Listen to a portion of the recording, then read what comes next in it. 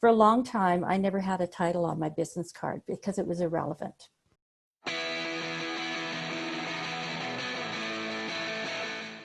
This is John Bernatovich, and I'm continuing my journey of writing my book, HR Like a Boss. And I am super excited today to be joined by Viola Lazzer. She is a retired HR pro living in Alberta, Canada. Hello, Viola. Hi, John. How are you doing? I'm doing great, doing just great. Excellent. So glad to be joined by you today. So please tell me, I know I got referred to you by a mutual contact of ours who sang your praises. So hello to Lisa. Thank you, Lisa.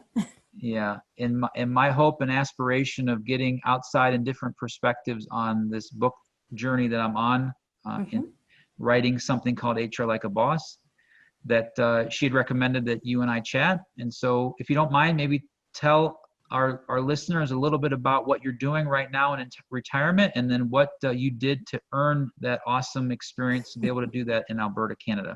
Involved in HR since '88, and companies, acquisitions, divestitures, you name it, been through all of those kinds of things. And I've done, as I said, mergers, acquisitions, I've done talent development.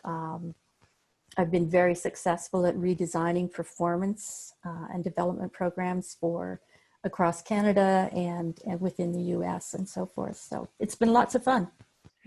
To me, an HR Like a Boss resource professional, it doesn't have to be the head of HR, or it doesn't have to be the CEO, is a business person first. It just so happens to practice human resources. And you made a comment about that in the beginning, as well as decided to get your MBA as opposed to more of like a specialized HR degree. So I'm just curious, like from your perspective, your view of the purpose of HR, kind of through the diverse experience that you had.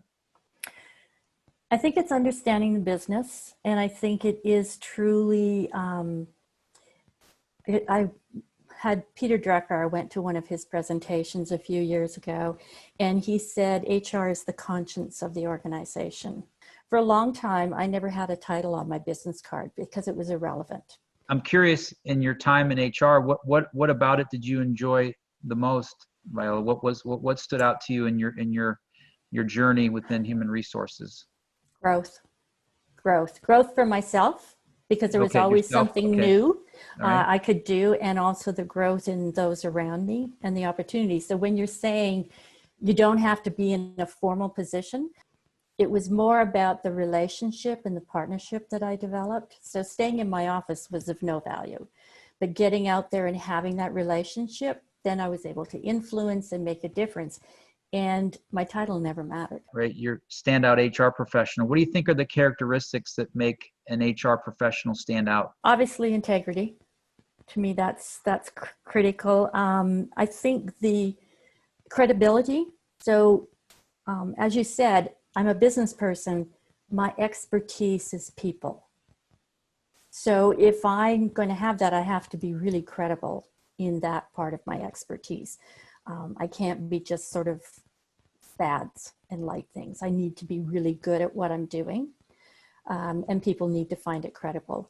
And I think the third part is the ability to do partnerships, because I think otherwise, people don't like HR. Because why? Because the only time they see HR is when they're in trouble and some of those kinds of things.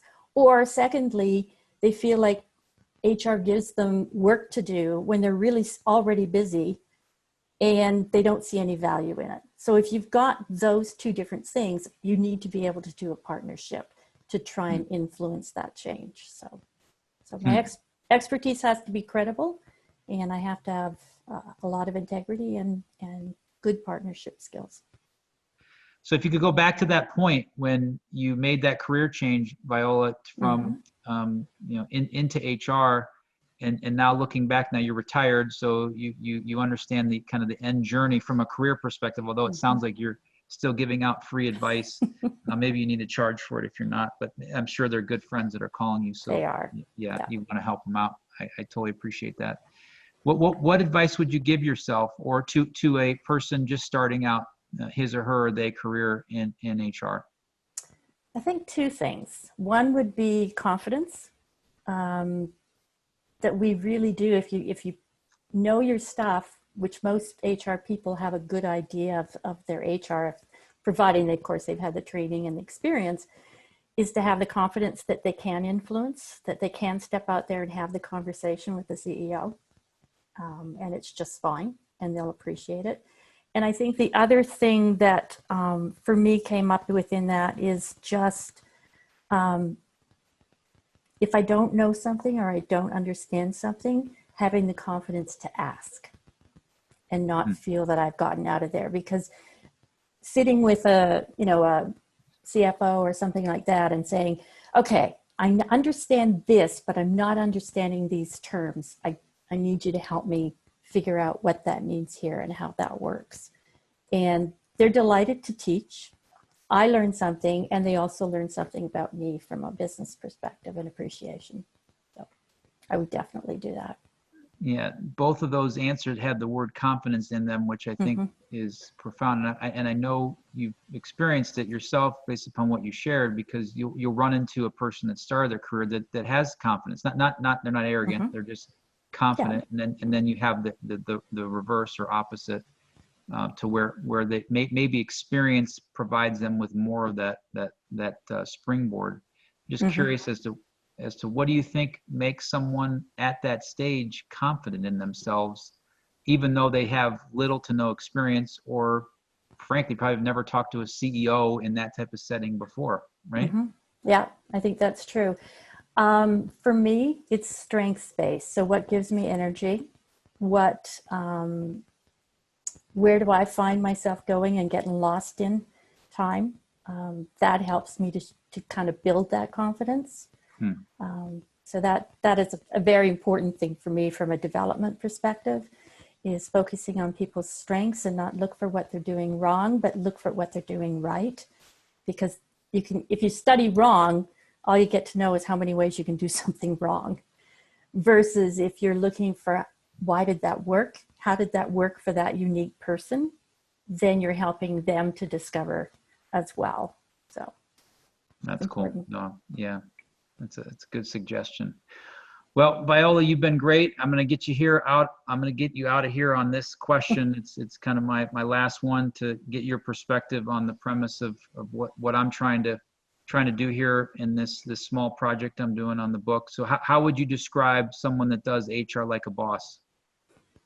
Like any boss, balances management and leadership. Management being the processes, the vision, the direction, the metrics, all of that. And leadership being the bringing out and helping people develop that natural talent, that unique talent they have. Well said. Well said. Well, I really appreciate your time. This was awesome. Some very unique insights. Continued success and relaxation in your retirement. I'm so thankful that Lisa made the connection, and I'll keep you posted on how things progress. And thank you for taking the time to speak with me today. I Absolutely. really Delighted. Take care, John. All right. Take care. Bye-bye. Bye now.